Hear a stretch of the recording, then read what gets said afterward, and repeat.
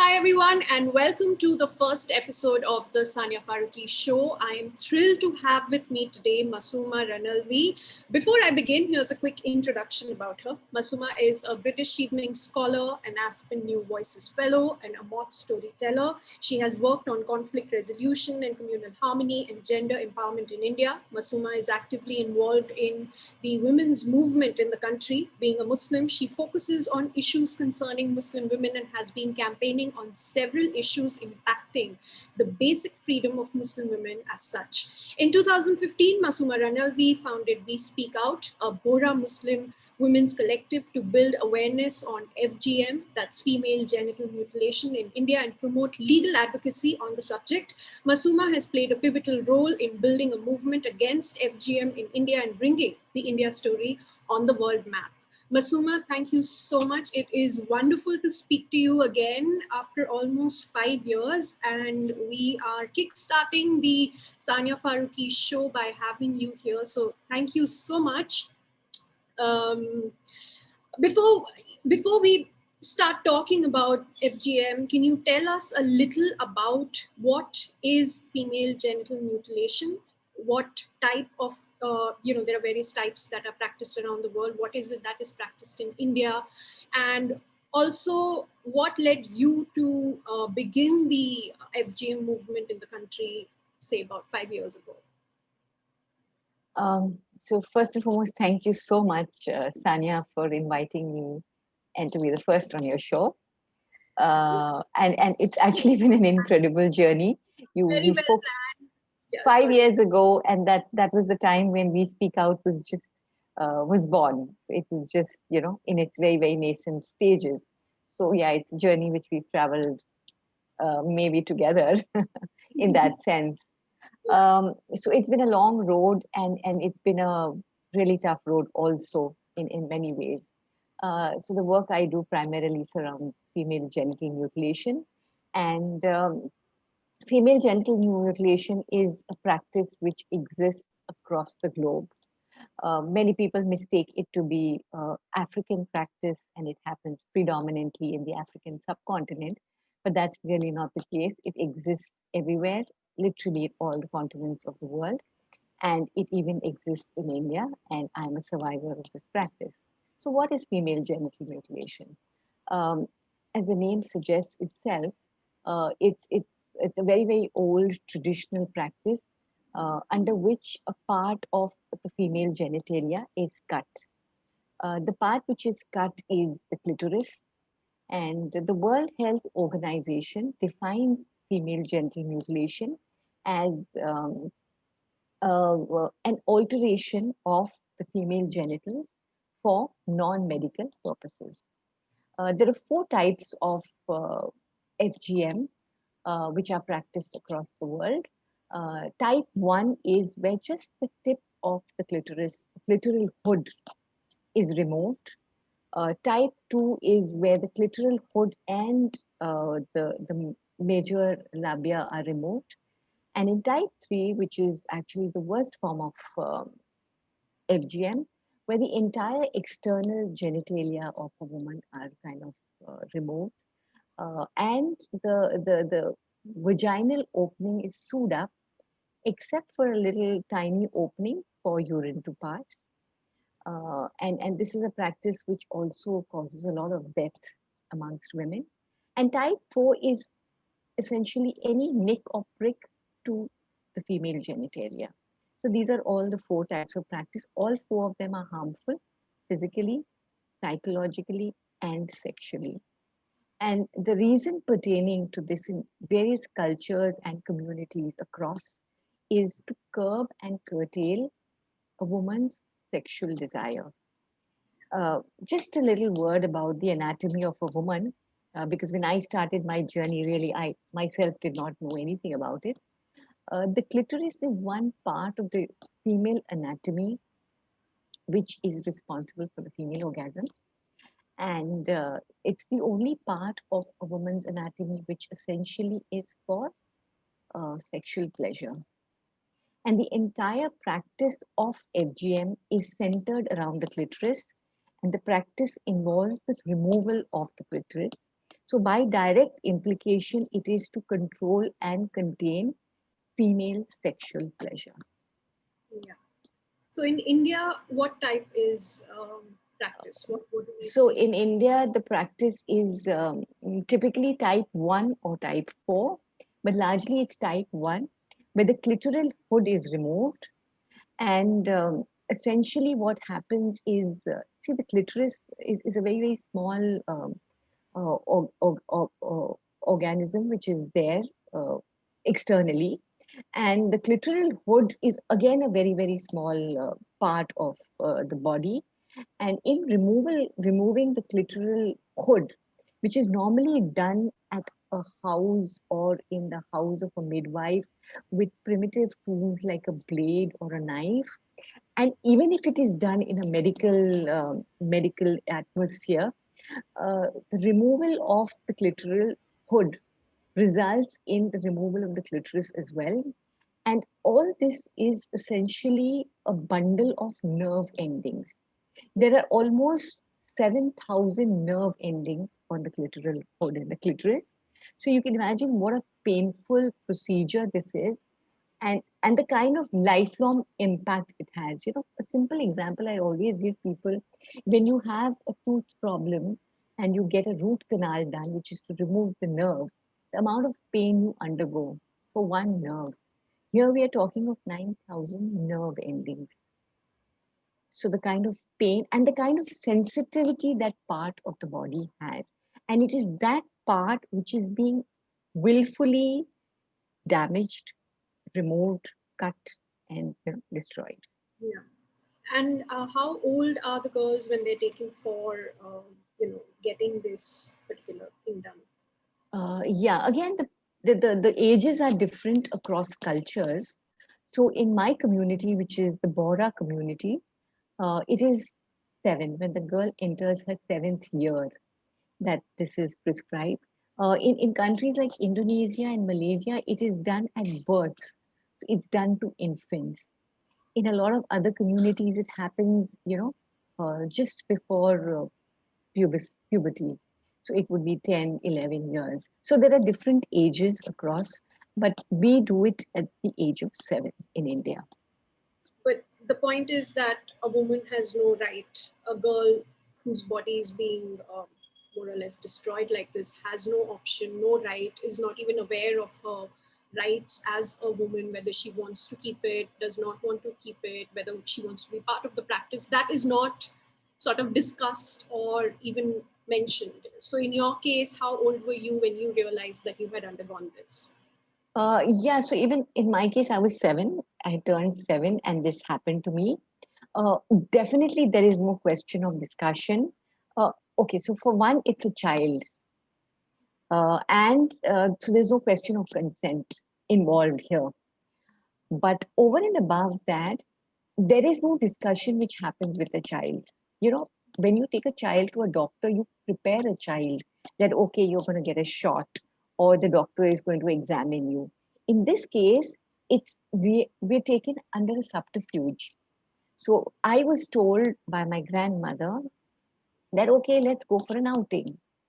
And I was very excited to go because, going out with my grandmother was always fun. So she would buy me some candies and chocolates, and it was enjoyable, being my grandmother is an extrovert, so it would be nice. And it turned out to be a horrific event which traumatized me through my life. So So, what you my knew grandmother did, you knew that you were taken to a wrong place, you were promised, you were told you would be taken somewhere else, you were taken somewhere else, and you experienced the pain and the entire um, yeah, yeah. So it started with a lie. My day started with a lie, and I went with my grandmother, and I was taken into this, and it's something which is etched in my memory. It was so traumatic that sometimes you remember something. And 7 is really an age where you don't remember very many things, but this is one thing I remember very clearly. I remember this, very dark, falling apart building in Bhindi Bazaar in Mumbai, where we go, and it's the first floor. We enter this place, and there's this old woman who takes us inside. I have no memory of her face, but it's not a very pleasant memory. And then we go inside. And in our culture, we sit on the floor amongst the boras. So there are carpets and rugs in the house where you sit down. And we were taken into this inside room. The curtains were drawn, and I sat with my grandmother. I was feeling very apprehensive, very uncomfortable. There were no other children around. It looked like a dark, dim place, not a happy place. And then all of a sudden, my grandmother asked me to sleep, and I'm literally pushed down, pinned down with her, by her, and I was really tiny and small, and she held me down with her shoulders. This woman at the other end holds me down by my legs, and that itself, the whole act of just pinning you down to women is mortifying. And I started crying, and I had no idea what's happening to me. And then when this woman started removing my panty, I was sobbing. I was just sobbing. I did not even have it in me to shout or yell. And it all happened extremely quick, where this woman took some instrument. I don't even know what it was, whether it was a blade or a knife, and she cut something from down there. It was a sharp, piercing pain. Uh, and the next I remember, I'm at home with my mom. So what happened thereafter, I have no idea. But I know that this happened to me, and I experienced pain thereafter. Every time I would pee, there would be this sharp burning pain which happened. I was told to hush. I was told, it's okay, it'll be okay. Calm down, keep quiet. So it was something where all the signs around me were keep quiet about it.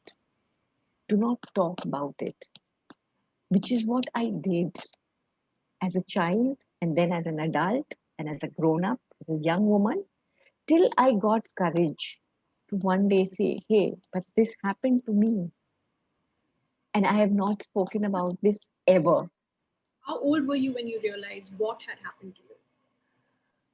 Many, many, many years ago, later, many years later. In fact, I must have been in my 20s when I read an article about, this practice in Africa and the description of this practice. And as I'm reading the article, I'm like reflecting on it and saying, hey, but don't we do the same thing in our community? Isn't there some kind of tampering? There's some kind of injury, there's some kind of removal of some part of my genitals, of which I have never spoken about to anybody. I have no idea what that is, what was done, why it was done. There was no clue about it. So that's the time I realized that, yeah, probably we call it by another name. We call it khatna. We don't refer it to as FGM in the community. And now there's a new terminology. It's called cubs. But there is no connection with cubs and FGM, but the practice is the same. And that's when I started feeling very uneasy with myself. I started feeling very, very uncomfortable that something like this happened to me. And even then, I did not have the courage to speak out. I mean, I spoke out finally when I was in my 40s. So it was really, really long time. And even at that time, it was not an easy thing to speak about. It was really, really But difficult. were you able to ask your mother or your grandmom? I mean, if she, if you, like, were you comfortable having the discussion with perhaps family members, asking them, did this happen to you? This happened to me. Why did this happen? Because obviously, there must have been some anger, some reaction that you've just kept it inside, and suddenly you realize what the practice was all about. Yeah, so this is all now reflection. I'm looking back into my childhood. So when I realized this in my 20s, even then I did not have the courage to confront it. It was this like horrible realization that something like this has happened to you, but still you don't want to believe it, or you're in denial, you don't want to accept it. But later on, when I started, feeling this whole urge to speak about it, my mother was no more to really sit and talk to her about it. Neither was my grandmother around. But I did speak to an aunt, an old aunt of mine, and I had a conversation with my sisters. So I'm part of a family of three girls. I'm the youngest. And what happened to me had happened to my other sisters as well. And three of us, though are very close to each other, we had never spoken about this practice. So that's a time when we actually talk to each other, and we all three of us realize that, hey, the same thing happened to you. And my eldest sister felt, I could have stopped it from happening to you because I was the youngest in the house. But you see, the whole culture of silence was so strong that none of us had the courage to break that culture and, say anything about it. Mm. So in 2015, when you decided to sort of, I remember I was amongst the first few who interviewed you, along with Sahio, the other group who's been working on FGM. What led you to, like, was it like a planned decision that you wanted to get into this sort of an activism? Was it something that happened organically? How did Speak Out FGM, you know, get created? Yeah, no, there was nothing planned. In fact, for me, it was a realization that I had to speak out. So it was an individual journey, and it was an individual decision. I was not thinking in terms of, the community or a movement or an organization at all. It was just that I had to face my own reality, and I had to make peace with myself. And I was working in the space of gender rights, and I was working with women, and I felt that this is something which has happened to me, and I'm not able to share it with anybody. You know, I myself, I felt, complicit in my silence. I felt that because I am silent about it, and like me, everybody is silent, we're perpetuating this practice. And it was that thought which was nagging me and which is kind of eating into me. And which is why I felt that, okay, if not anything, at least I will speak this and I'll say that this has happened to me, you know. So it was more for myself, just the speaking out was a kind of a cathartic moment for me in my own journey of self-realization. But what happened post that, when I did that, I spoke about it, I wrote about it, I got published, is a lot of women connected with me Yeah. because, they kind of felt that, okay, this is our story also. And here's another woman who's sharing this story. And they kind of connected with me to say, hey, good, great that you shared it. And this is exactly what we've been through. And in that moment, I felt that, okay, I'm not the only one, and we can do something to change our own realities. And we should do something to change our own reality. So it was a very spontaneous act of, starting a group, a WhatsApp group of called Speak Out on FGM, and and just inviting people, women, to just talk about it, to just share their experience. It was a huge thing. Believe me, it was a big thing to just talk about what happened to us. And Yeah. it was liberating. I know, I remember because even back then, there were, say, a few women who had no problem revealing their identity when they spoke about it, and there were few who were still hesitating. So, like, how did the community react to it? Because, automatically, when you create a platform to give women voices or anybody a voice, it becomes it's called activism, and not everybody supports that term, anyways. So within the Muslim Bora community, what was the reaction that you got when they found out that you had come out and spoken about it, and that was leading to other women also, getting the courage to speak about it, which in the past was a hush hush, sort of controlled, hidden story timeline in their life. Yeah. So, typically, as in any kind of reforms for change, for social change, when we started, I mean, the first step of our journey, collective journey, was to understand this phenomena ourselves, because we had been given very little information by our own families, by our own mothers, grandmothers, or religious leaders about this practice. So it was this hush hush from the word go. It's such a top secret kind of thing, which was, you do it to a child and then just forget about it. It's so understanding, reading, sharing different kinds of experiences was amazing for all of us. And when we started doing things, that's when the problems started arising. So the first public action that we did together as a community, as a collective of women survivors of FGM, was a signature petition, an online signature petition, um, addressing it to the government, saying that, we are women, we've been subject to this, and we need to kind of, to look into this issue. And that's where we went to the media, where we went out, and the reaction was strong. So, as you rightly pointed out, there were some women who were willing to kind of come out with their identities, who were willing to show their faces and talk to the media openly. And there were a large number of women who were not ready to do that, you know. And the pushback came at that time by identifying us as outsiders. And that's the first thing which happens in any movement, if you will notice. The minute you raise your voice against any kind of injustice or any practice which is, debilitating to a woman, you will be told that you're an outsider. You have no right to speak about this. And that's exactly what happened with us. So one is we were outsiders. The second thing we were told is you are shameless. Why? Because we were talking about our sexual parts, because we are talking about sexual pleasure. We are talking about our sexuality. And this is something we do not talk about in public.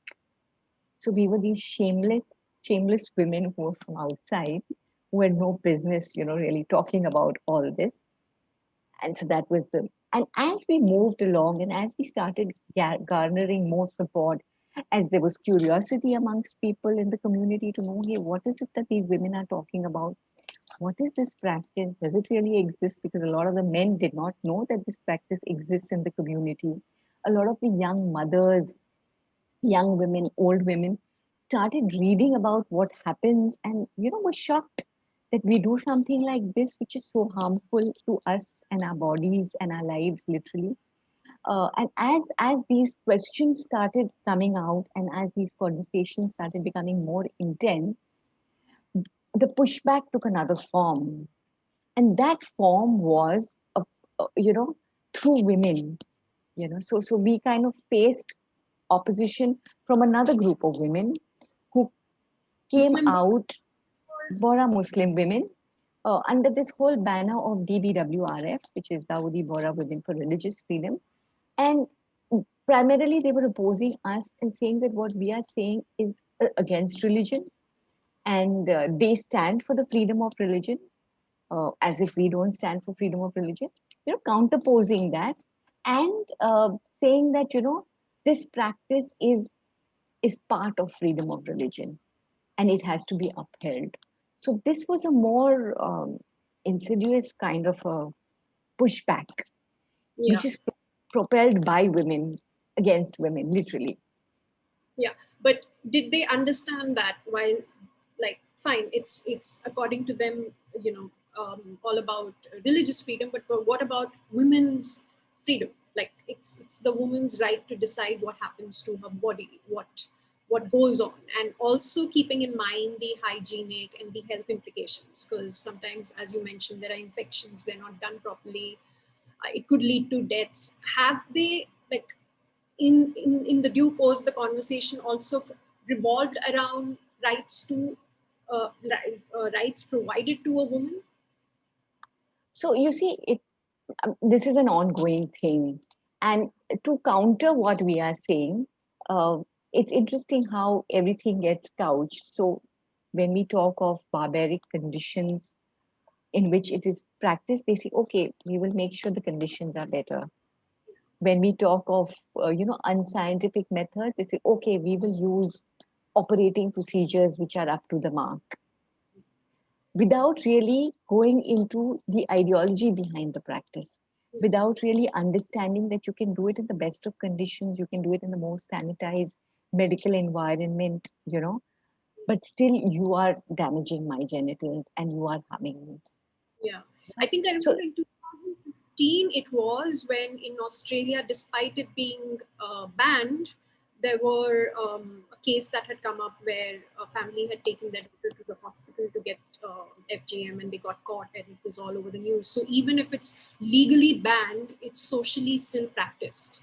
yes, yes. So yeah, absolutely. This was the case in America actually, where this doctor was kind of arrested, Dr. Nagarwala, for having performed this on almost 100 children. Yeah. And the case went on for quite some time. There was a case in Australia also where two girls who had been subject to the practice, and the case went on to uh, Yeah. uh, a jury in Australia as well. So yeah, these cases were there, which also indicates the fact that, say in Australia there is a law against FGM, and yet the practice was continuing. And so it's done under various garbs. So one is this whole terminology garb which is there. That okay, there is FGM, which is this thing which happens in Africa, and there is cubs which we do, which is very different. But the fact of the matter is, one, this practice is known by different names across the world.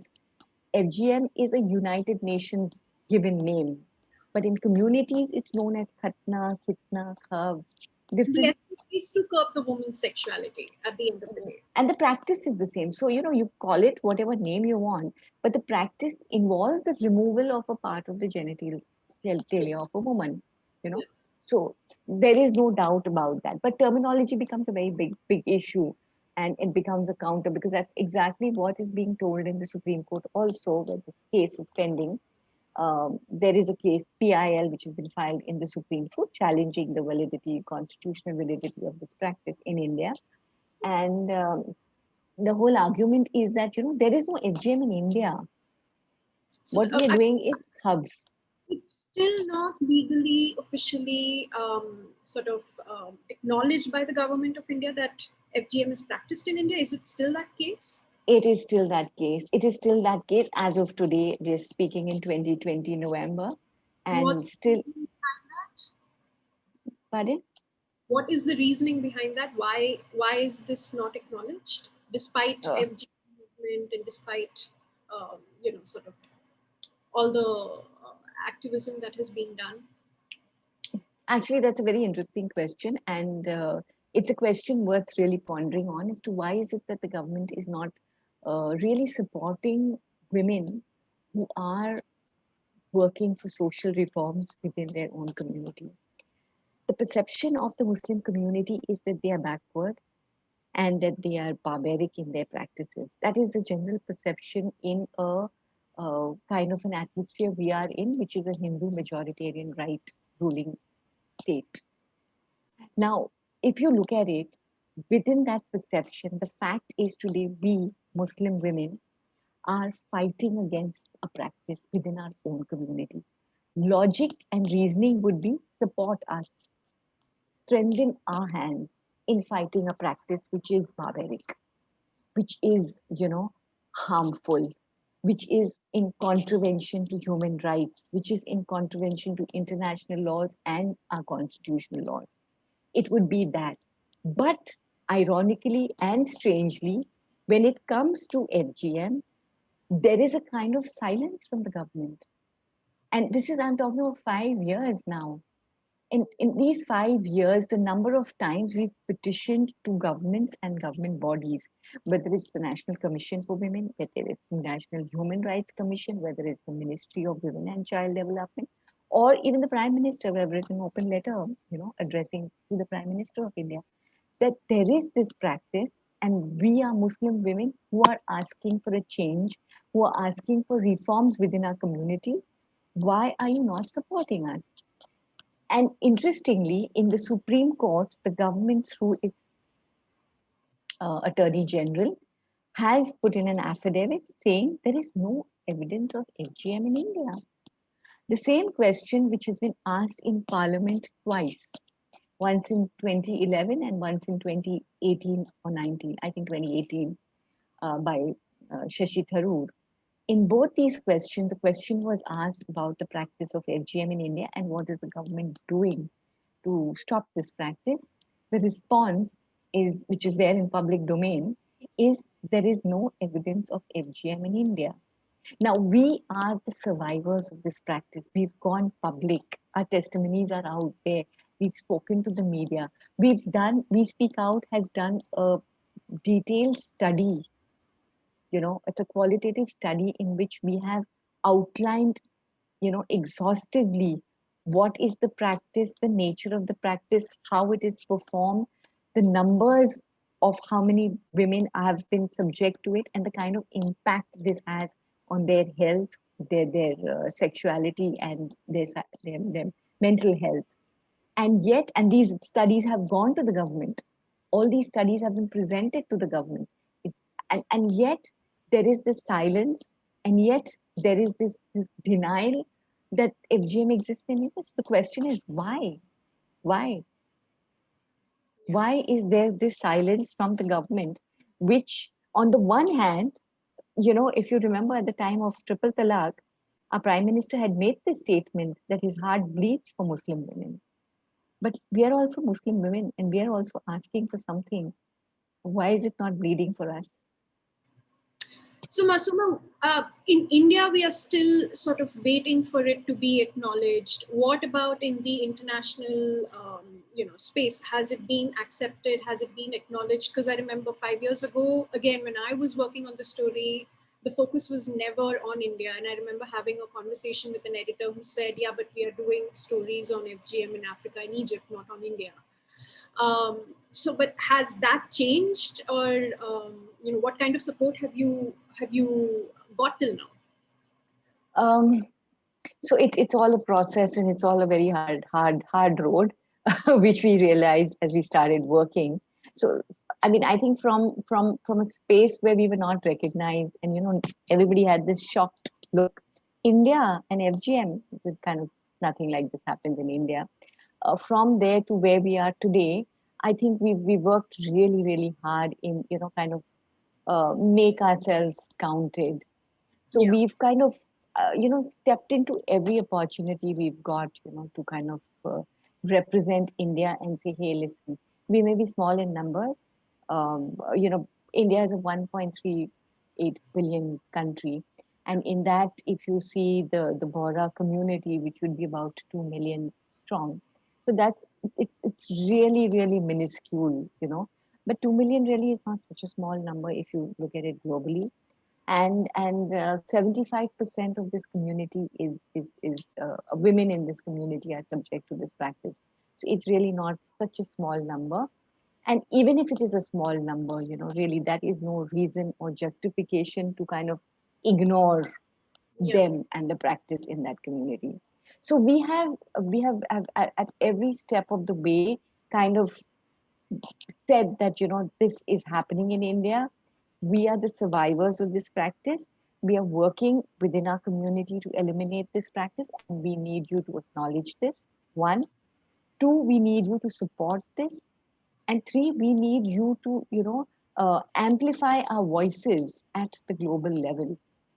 So let me tell you that the United Nations has set the SDGs, which are Sustainable Development Goals, which are for the betterment of humankind. And these are the goals which have been accepted by all the member countries of the United Nations as targets which we want to kind of achieve to make the world a better place. Now, within these targets, there is one specific target, which is 5.3, which is elimination of FGM. You know, now India is committed to the SDGs, and India has these reports which they produce annually as to what all it is doing in terms of achieving the SDGs. But when it comes to this particular specific target of eliminating FGM, there is not a word, because you do not even believe that it exists in India, because you claim that there is no evidence of FGM in India. So our effort has been to kind of put this across to the UN and to bodies across, that there has to be some system of accountability. If you want SDGs to really be implemented, what are the mechanisms in place to ask governments who are defaulting on it, or who are not acknowledging this, and who are not doing anything actively to kind of stop practices like this in their countries? So that's been an effort, and that's what we are doing. And we've also kind of created a network now, which is an Asia network to end FGM. And that's a great story, because I think the countries in Asia were literally the blind spots in the FGM global map. They never really showed up. So now that we have a network in Asia itself, the idea is to talk about the practices in this, because the practices in Asia is very different from the practice in Africa, Yeah. culturally, traditionally. Yeah. Also, the communities are different here. You will find FGM in India, for instance, say in urban, educated, rich community, right? Yeah. In Africa, it would be more a rural, tribal, uneducated kind of community. So there's such a vast difference between the nature of communities which are practicing and the kind and the ways in which they practice. So the whole effort is to focus on countries which have never been the focus so far. So that, globally, there is a certain thing of global pressure. There Yeah. has to be a certain, and as a country, and our prime minister is very, very, very particular about a global image. So this is where we feel that we need to, and we sign international treaties. We have signed, international UN resolutions which call for elimination of FGM. Then why are we not acting upon this? And these are questions which need to be asked to governments, Yeah. and which we are doing. What about the Bora? The heads of the Bora community, the clergy. Have they supported you? Have they heard your petition? Have you had a conversation with them regarding the practice? Have you faced any backlash from them or any sort of support from them? So we haven't. So actually, the first thing which we did when we started our work as a community, which is we speak out. Uh, the very first thing we felt is that we need to talk to our leaders.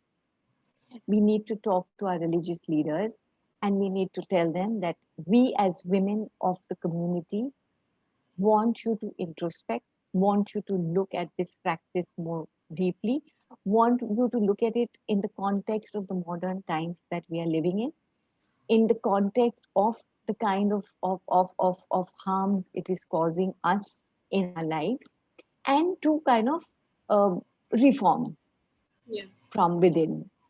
Unfortunately for us, the leadership of the Dawoodi Bohra community has not been forthcoming in even having a conversation with us. As I told you, we were from the word go uh, told that we were outsiders and that we have no stake in the community and that we have no right to talk about this. And that's putting women down. That was shutting up women. That was telling women that you have no stake in your body, you have no stake in your religion, you have no stake in your own community, and talk about issues which affect you, Yeah. you know, which was very unfortunate and which should not have been the case. But that is what happened.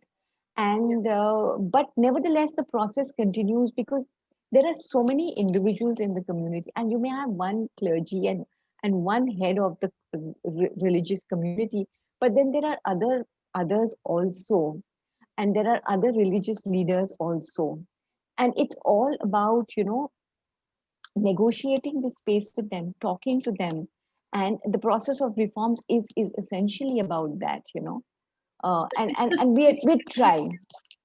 is this space very patriarchal and controlled, and that's why there's just no voice given to the women, or is it just it's also it's a big no when it comes to any sort of cultural or religious or social changes within a community?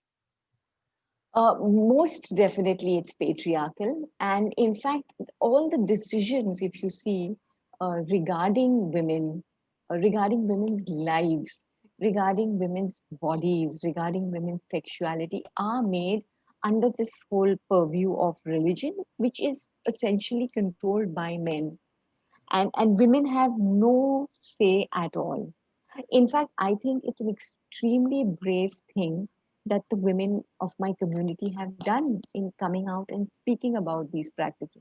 Believe me, it's not an easy thing to do, you Yeah. know. And women speaking about any practice like this does not mean that these women are against religion. Believe me, the biggest upholders of religion in any community is women. I, for instance, learned whatever it was there as far as religion was concerned from my mother. It was my mother who taught me to read the Quran. It was my mother who taught me to read the namaz. It is my mother who taught me about all the cultural, traditional practices, the rituals, everything.